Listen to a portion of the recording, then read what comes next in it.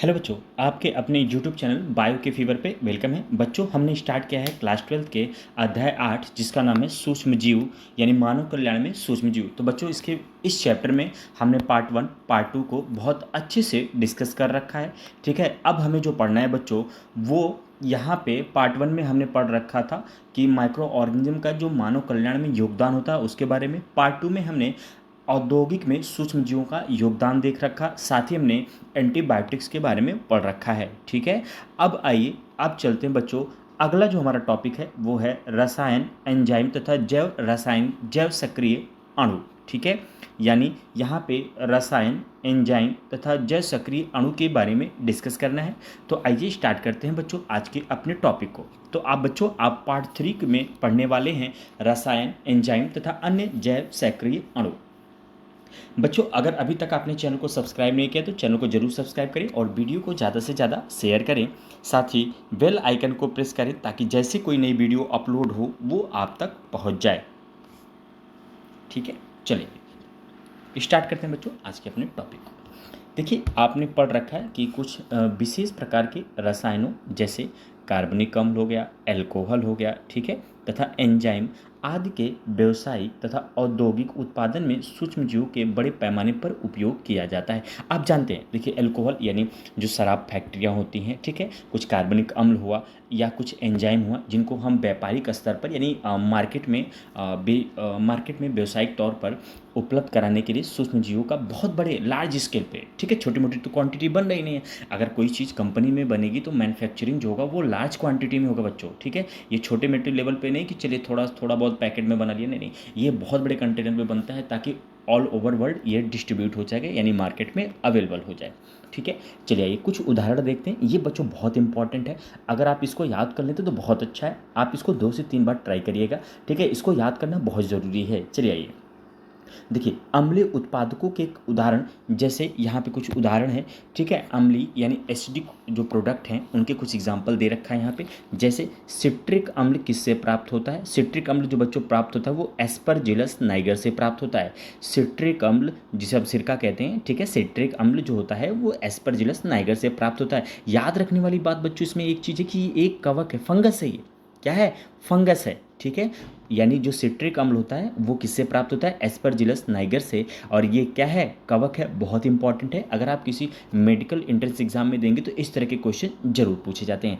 अगला जो बच्चों आपको याद करना है कि एसिटिक अम्ल, कौन सा अम्ल? एसिटिक अम्ल। ठीक है, एसिटिक अम्ल जो होता है वो प्राप्त होता है एसिटोबैक्टर एसिटाई से। किससे प्राप्त होता है बच्चों? एसिटिक अम्ल एसिटोबैक्टर एसिटाई से। एक्चुअलिटी में जो कि क्या है बच्चों? जीवाणु है। क्या है? जीवाणु है। तो पहला याद रखेंगे कि सिट्रिक अम्ल किससे प्राप्त होता है? एस्परजिलस नाइगर से, जो कि कवक है। और दूसरा जो है एसिटिक अम्ल, ठीक है, ये किससे प्राप्त होगा? एसिटोबैक्टर एसिटाई से, जो एक्चुअल में बच्चों क्या है? जीवाणु है। आगे देखते हैं ब्यूट्रिक अम्ल। ठीक है, ब्यूट्रिक अम्ल जो बच्चों प्राप्त होता है वो क्लोस्ट्रीडियम, किससे? क्लोस्ट्रीडियम ब्यूट्रिकम से। ठीक है, क्लोस्ट्रीडियम ब्यूट्रिकम से, ठीक है, जो कि क्या है? एक जीवाणु है। क्या है? ये एक जीवाणु है। और साथ ही बच्चों आप देखेंगे अगला जो है लैक्टिक अम्ल, ठीक है, ये किससे प्राप्त होता है? लैक्टोबैसिलस से। तो ध्यान रहे, लैक्टोबैसिलस भी क्या है बच्चों? एक जीवाणु है, यानी कहने का मतलब बैक्टीरिया है। ठीक है, लैक्टोबैसिलस भी क्या है? जीवाणु है, यानी बैक्टीरिया है। तो ध्यान रखने वाली बात क्या है बच्चों इसमें? आपको बहुत अच्छे से जो चीज़ें ध्यान रखनी, मैं फिर से अंडरलाइन करके आपको समझा दे रहा हूँ। जैसे कुछ कार्बनिक अम्ल में अगर हम बात करें तो अम्ल जैसे सिट्रिक अम्ल किससे प्राप्त होता है? आपका एस्परजिलस नाइगर से, जो कि कवक है। दूसरा एसिटिक अम्ल किससे प्राप्त होगा? एसिटोबैक्टर एसिटाई से, जो कि जीवाणु है। ब्यूट्रिक अम्ल किससे प्राप्त होगा? क्लोस्ट्रीडियम से, जो कि एक जीवाणु है। साथ ही लैक्टिक अम्ल किससे प्राप्त होगा? लैक्टोबैसिलस से, ये क्या है? बैक्टीरिया है। ठीक है, तो इस तरह से आप अच्छे से याद कर सकते हैं। एक दो बार अगर आप रफ कॉपी लेके प्रैक्टिस करेंगे बच्चों तो ये बहुत आसानी से आपको याद हो जाएंगे। चलिए आइए चलते हैं अगले पैराग्राफ की तरफ। देखिए यहाँ पे कह रहे हैं कि एथेनॉल के बड़े पैमाने पर उत्पादन के लिए ईस्ट का साइंटिफिक नेम याद रखना है, सैक्रोमाइसिस सर्वेसी। क्या है? सैक्रोमाइसिस सर्वेसी का प्रयोग किया जाता है। ठीक है, लाइपेज का प्रयोग अपमार्जक अपमार्जक मतलब धोने वाली चीज़ें, जैसे सरफ हो गया, साबुन, इन सब में इस्तेमाल होता है, ठीक है, क्लीन करने वाली चीज़ों में। तो लाइपेज अपमार्जक संरूपण तथा धुलाई में कपड़ों से तेल के धब्बे हटाने में किया जाता है। जैसे आप देखिए कोई चीज़ खा रहे हैं, ठीक है, कि कोई ऑयल प्रोडक्ट है जो आप खा रहे हैं, आपके कपड़ों पे गिर गया, तो उसको क्लीन करने के लिए हम लोग लाइपेज का इस्तेमाल करते हैं, ठीक है।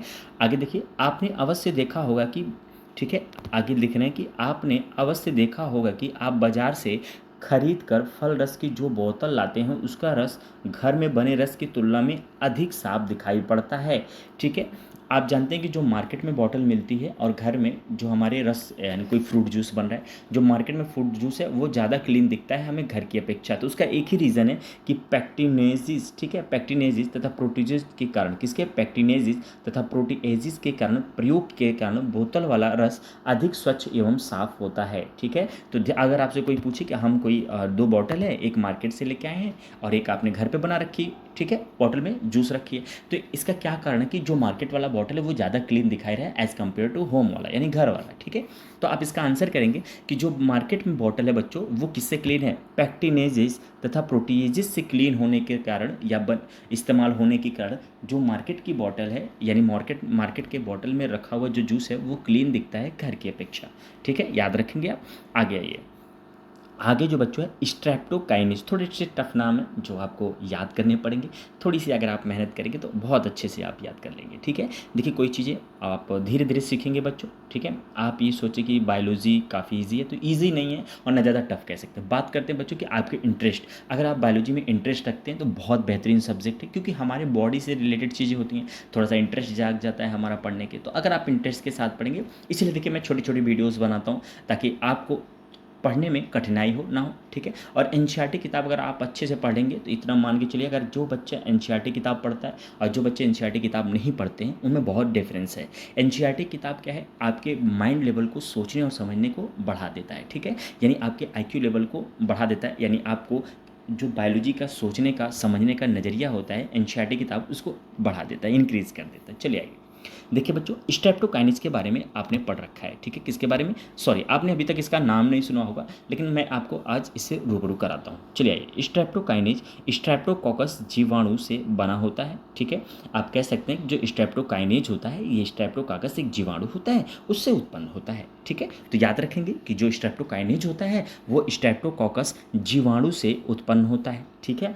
आगे जो अनुवांशिक इंजीनियरिंग, बच्चों अनुवांशिक इंजीनियरिंग क्या होगा, तो अनुवांशिक इंजीनियरिंग जो होगा आपने जेनेटिक्स में पढ़ रखा है, डीएनए में जो फेरबदल होता है उसे हम अनुवांशिक इंजीनियरिंग के अंतर्गत पढ़ते हैं, ठीक है। यानी डीएनए में कट पीट करना, डीएनए में कुछ और चीज़ें अलग से ऐड करना, नेग्लेक्ट करना, तो ये सारी चीज़ें जेनेटिक इंजीनियरिंग कहलाती है, यानी अनुवांशिक इंजीनियरिंग कहलाती है। चलिए, अनुवांशिक इंजीनियरिंग द्वारा रूपांतरित किया जाता है, इसका प्रयोग उन रोगियों, ठीक है, किसमें, याद रखिएगा यहाँ पे याद रखने वाली बात है कि स्ट्रेप्टोकाइनेज, ठीक है, स्ट्रेप्टोकोकस बैक्टीरिया से प्राप्त हुआ है, आनुवांशिक इंजीनियरिंग द्वारा रूपांतरित किया गया, जेनेटिक इंजीनियरिंग का इस्तेमाल किया गया। इसका प्रयोग उन रोगियों में रक्त वाहिकाओं में थक्का क्लॉट हटाने में यानी थक्का स्फोटन के रूप में प्रयोग किया जाता है। जैसे आपके नसों में ब्लड का जो क्लॉट बन जाता है तो स्ट्रेप्टोकाइनेज का इंजेक्शन देंगे तो वो क्लॉट जो होता है बच्चों वो क्या हो जाता है, हट जाता है, जिससे ब्लड का सर्कुलेशन आसानी से हो सकता है, ठीक है।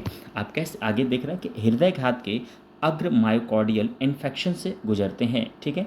हृदयघात यानी हार्ट अटैक में एक्चुअली क्या होता है, हार्ट अटैक में मायोकार्डियल इन्फेक्शन का मतलब, मायो का कार्डियल का मतलब हार्ट होता है, ठीक है, यानी हार्ट में जो इन्फेक्शन यानी हृदयघात होता है उसमें ये बचाता है, ठीक है। चलिए आइए आगे देखिएगा बच्चों, अन्य जैव सक्रिय अणु एक है साइक्लोस्पोरिन ए, क्या नाम है, साइक्लोस्पोरिन ए, जिसका प्रयोग अंग प्रतिरोपण में प्रतिरक्षा निरोधक या इम्यूनोसप्रेसिव कारक के रूप में रोगियों में किया जाता है। ये आपको समझना है कि देखिए जैसे कोई किसी दो लोगों की किडनी, एक दो लोग हैं, एक लोग की किडनी डैमेज हो गई तो जो दूसरा रिलेटिव्स है वो अपनी किडनी उसको डोनेट करना चाह रहा है, ठीक है, क्या करना चाह रहा है, किडनी डोनेट करना चाह रहा है, तो किडनी जो होगा वो तो डोनेट तो कर देगा, ठीक है। अच्छा किडनी ऐसे नहीं ली जाती, उसमें ब्लड देखा जाता है, रिलेटिव देखे जाते हैं, जैसे जुड़वा में अगर जुड़वा में अंग ट्रांसप्लांटेशन होगा तो ज़्यादा सक्सेस होगा, फिर माता पिता में, फिर भाई बहन में, ठीक है, फिर रिश्तेदार। तो सबसे पहले जुड़वा अगर होंगे तो उनको लिया जाता है, या तो फिर उसके बाद नहीं होंगे तो भाई बहन फिर माँ बाप, ठीक है, उसके बाद दूर के रिश्तेदार। तो जब हम अंग ट्रांसप्लांट करते हैं तो अंग ट्रांसप्लांट करने के बाद अंग ट्रांस कुछ भी हो सकता है, किडनी हो सकता है, लीवर, कुछ भी हम ट्रांसप्लांट करें तो क्योंकि जो अंग हम ट्रांसप्लांट कर रहे हैं, ठीक है, वो अंग उस शरीर का नहीं है जिसमें आप डालें, वो दूसरे के शरीर से लिया गया है। तो हमारी शरीर बहुत चालाक है, बहुत ही इंटेलिजेंट है, वो अपना ऑर्गन पहचान जाती है कि ये मेरे शरीर का अंग नहीं है, तो उसको क्या करना चाहती है, वो किल करती है। किल करने के लिए वो वहाँ से एंटीजन यानी प्रतिजन बनाने लगती है, ठीक है। तो इस प्रतिजन को दबाने के लिए यानी जिस शरीर में, ठीक है, जिस शरीर में अंग को डाला गया है, प्रतिरोपण किया गया है, वो शरीर उस अंग को अपना समझे, इसलिए हम साइक्लोस्पोरिन ए का इस्तेमाल करते हैं, जो कि इम्यूनोसप्रेसिव एजेंट है। अगर किसी व्यक्ति में अंग ट्रांसप्लांट किया गया है तो बच्चों वो उसको जीवन पर्यंत इसका इस्तेमाल करना पड़ेगा, ठीक है। इसका उत्पादन जो होगा वो याद रखिएगा, साइक्लोस्पोरिन का जो उत्पादन होता है बच्चों वो ट्राइकोडर्मा पॉलीस्पर्मम, ठीक है, ट्राइकोडर्मा पॉलीस्पोरम नामक कवक से किया जाता है। किससे किया जाता है? पॉलीस्पर्मम नामक कवक से किया जाता है। आगे एक और इम्पॉर्टेंट है, याद रखिएगा, मोनस्कस प्यूरियस। क्या लिखा गया है? मोनस्कस प्यूरियस ईस्ट से उत्पादन इस स्टैटिन का व्यापारिक स्तर पर रक्त कोलेस्ट्रॉल को कम करने के लिए किया जाता है, ठीक है। मोनस्कस परप्यूरिस ईस्ट से उत्पन्न इस स्टैटिन का मतलब एक पार्ट होता है, व्यापारिक स्तर पर रक्त कोलेस्ट्रॉल को कम करने, यानी किसी व्यक्ति में अगर रक्त कोलेस्ट्रॉल जो हो रहा है वो बढ़ जा रहा है, ठीक है, तो उसको कम करने के लिए हम मोनस्कस परप्यूरिस का इस्तेमाल करते हैं, ठीक है। किसका इस्तेमाल करते हैं बच्चों? मोनस्कस परप्यूरिस का इस्तेमाल करते हैं, ठीक है। बहुत ही अच्छे से आपको ये चीज़ें समझनी चाहिए। आगे देखिए, ठीक है, कोलेस्ट्रॉल के संश्लेषण के लिए उत्तरदायी एंजाइम स्पर्धा निरोधन की तरह क्रिया करते हैं। तो आपको याद रखना है कि मोनस्कस परप्यूरिस जो होता है बच्चों, ठीक है, आपको उदाहरण क्या रखना है कि जो मोनस्कस परप्यूरिस होता है, ठीक है, क्या होता है? मोनस्कस परप्यूरिस होता है, वो क्या करता है कि शरीर में जो रक्त कोलेस्ट्रॉल होता है उसको मेंटेन करता है, ठीक है। साइक्लोस्पोरिन किस में काम आता है? जब आप किसी अंग का ट्रांसप्लांटेशन करते हैं तो उसमें इस्तेमाल होता है। मायोकार्डियल इन्फेक्शन से बचने के लिए किसका इस्तेमाल होता है? स्ट्रेप्टोकाइनेज स्ट्रेप्टोकोकस से जो प्राप्त होता है। इस तरह से बच्चों आपको ये काफ़ी इंपॉर्टेंट है। मैं आपको बता दूं कि एक बार जब पहले नीट का एग्ज़ाम होता था, जैसे मेडिकल के लिए एग्ज़ाम होते थे तो अलग अलग एग्ज़ाम होते थे। एक बार MU Aligarh medical university paper करा रही थी, उसमें इस पूरे के पूरे चैप्टर से 4 क्वेश्चन पूछ लिए गए थे। तो आप समझ सकते हैं कि कितना ये चैप्टर का ये पैराग्राफ इम्पॉर्टेंट है। तो आप इसको बहुत अच्छे से तैयार करिएगा। अगले पार्ट में मिलते हैं बच्चों हम, ठीक है, अगले पार्ट में मिलते हैं अगले टॉपिक के साथ। तब तक के लिए धन्यवाद। चैनल को सब्सक्राइब करना ना भूलें और वीडियो को ज़्यादा से ज़्यादा शेयर करें।